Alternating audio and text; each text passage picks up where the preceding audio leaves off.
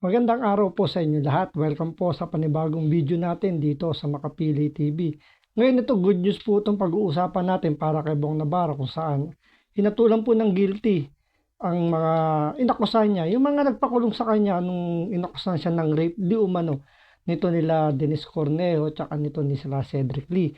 Ngayon, binasura po yung unang ikinaso kay Bong Navarro na rape tsaka yung act of lasciviousness nung 2023 siguro yon nung nakulong siya, 'di ba? So, dinismiss ng korte yon dahil walang nakitang sapat na basihan. So, ngayon yung counter na ipinel niya na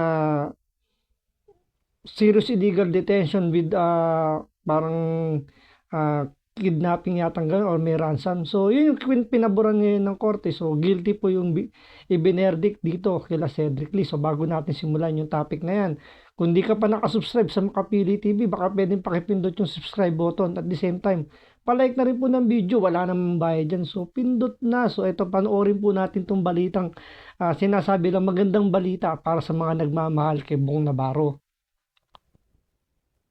Justice has been served. Yan ang tugon ng kampo ng aktor at TV host na si Bong Navarro matapos silang paboran ng korte sa isinampang kaso laban sa negosyanteng si Cedric Lee at model na si Denise Cornejo. Hinatulang guilty at pinatawan ng habang buhay na pagkakabilanggo sina Lee at Cornejo. Nako, mabigat pala yung naging hatol sa kanila. So, parang life imprisonment to. So, wala nang wala nang labas-labas ng wala na itong labasan ng kulungan. So, sayang sayang tong modelong tong si Dennis Cornejo. Maganda pa naman sana tong babaeng to, kaso lang mukhang nagamit to nung nila Cedric Lee. So, by the way, itong Cedric Lee, kung di ako nagkakamali, parang dating partner yata to ni Vina Morales. So, sinasabi nila may history daw to ng gumagawa ng hindi maganda. So, malamang sa malamang itong si Dennis Cornejo ay mukhang napilitan lang or talagang nakiride lang sa trip nitong nila Cedric Lee. Kasi nung time na inakusahan nila si Bong Navarro, ginulpi pa nila. Kasi kung titingnan mo talaga naman yung video, may mga solid evidence naman talaga na nung time na dumating si Bong Navarro is nandun na yung mga suspect. So, hindi natin masabing suspect kasi nahatulan na. So, nandun na sila nung time na yun sa condominium. Kaya nga, di ba, nagdala ng food si Bong Navarro. So, paano nagkaroon ng rape yun? Yung time na yun, nasa maayos na, na set up yung ginawa kay Bong Navarro. Kitang-kita pa doon sa video nasa loob sila ng elevator na talagang may relasyon itong si Cedric Lee at si Dennis Cornejo kasi hinalikan 'di ba? Hindi naman siguro halikan ng ng ganung klaseng halik kung wala silang relasyon. So, by the way, ganun pa rin nangyari na ayun nga nag-guilty. Yung nga sinasabi ko lang naman, sayang yung itong si Dennis Cornejo. Maganda pa naman sana siya. So, nasira yung career niya dahil lang sa ditong sa ginawa nilang siguro pagtitrip nila kay Bong Navarro na wala namang kalatoy-latoy. Kasi kung titingnan nyo, hindi naman ganun kayaman to si Bong Navarro para makikila nila ng 2 milyon. So, yun nga, sayang, yun nga, mukhang doon na sila tatanda sa loob ng kulangan dahil medyo mabigat yung inihatol sa kanila ng korte, medyo mabigat. So, meron pa naman silang chance na iangkat pa yung kaso na yan sa I think sa Court of Appeals. Kasi nasa Regional Trial Court RTC pa lang yata to, so meron pa silang Court of Appeals and then meron pa silang Supreme Court. So medyo yun nga lang, habang gumugulong yung kaso nila mukhang dun sila magbabakasyon ng mahaba-haba sa kulungan. So diretso sila ng Muntinlupa after makuha ng mga pulisya yung mga sapat na dokumento para may transfer sila. So dun muna sila sa RTC sa City Jail and then transfer sa Muntinlupa kapag kompleto na. Doon na sila maghihintay ng mga susunod nilang hearing kapag inapil na nila. So kahit na halimbawa mabaligtad yung kaso, eh medyo matagal-tagal yung kailang bubunuin sa kulungan. So napakalaking ah, kay ano, napakalaking ano, parang 'di ba nakakapanghinayang kasi para dito lalo na kay Cedric Lee, wag na nating pag-usapan 'yan. Hindi ako masyadong concerned diyan. Dito ako concerned kay Dennis Cornejo eh. Napakasayang kasi napakaganda niya para po sa akin. Magandang babae po sana siya eh. Yung nga lang talagang nagkamali lang siguro siya ng pinanigan.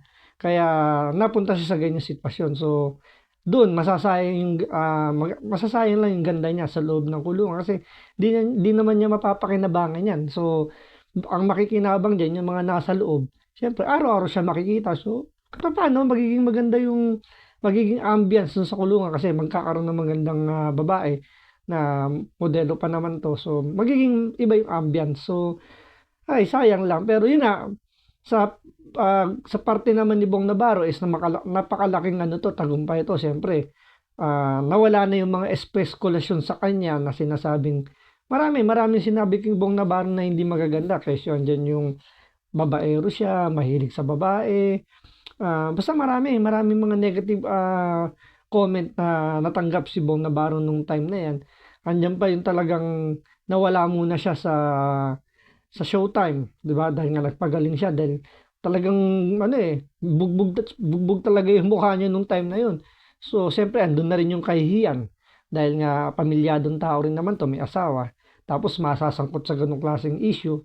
So, mabigat na yung pinagdaanan ni Bong Navarro and deserve niya makuha yung gantong justice. Cornejo sa kasong serious illegal detention for ransom. Kasamang naparusahan ang mga kapwa akusadong sina Ferdinand Guerrero at Simeon Raz. 2014 na akusahan ni Navarro ng illegal detention at pambabugbog sina Lee sa isang condominium sa Taguig.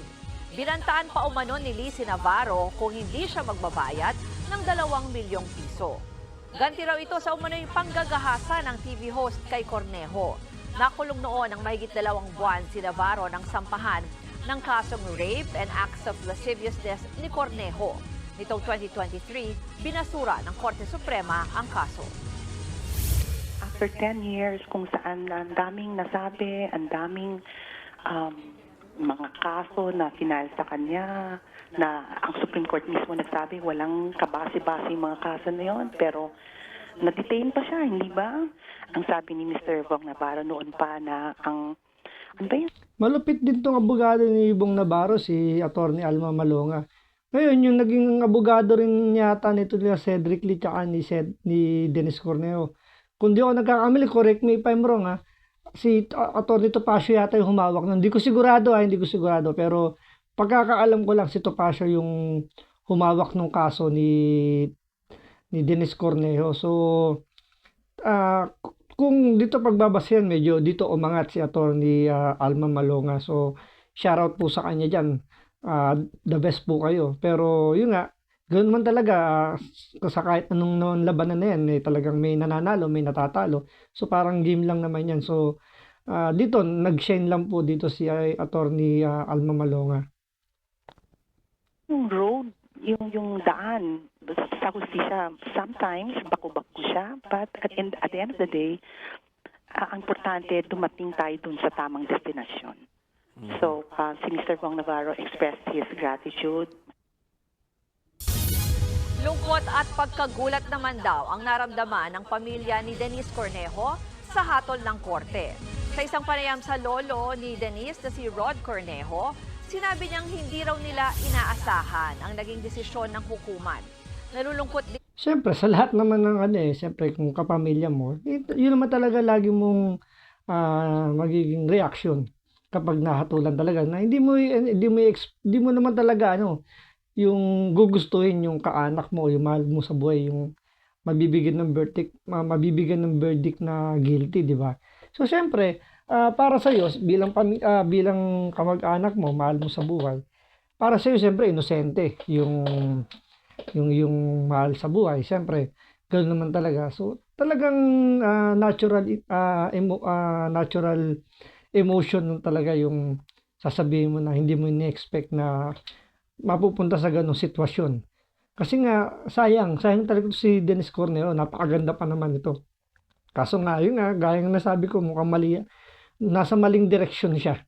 Kung nakilala siguro to ng mas maaga-aga, baka napunta sa magandang direksyon. Yun nga lang, sad story, hindi natin nakilala to, kaya napunta siya sa maling ano. So, yun. By the way, balik tayo dito sa kwento na to. Din daw sila dahil habang buhay na makukulong si Denise. Pag-aaralan daw Sabihin nyo, habang buhay, ilang taon pa lang tong si Dennis Cornejo. Diba? So, let's say sabihin natin nasa mid-30s.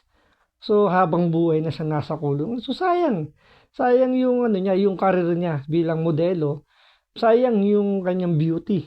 Kasi pwede siya pang Miss Universe kung tutusin eh. Napakaganda niya. Kaya ako, personally, nangihinayang ako sa kanya na bakit pumatol siya rito kay Cedric Lee.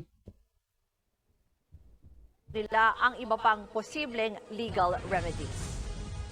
She did not whip. She did not do any scandalous act. Wala. She was very quiet.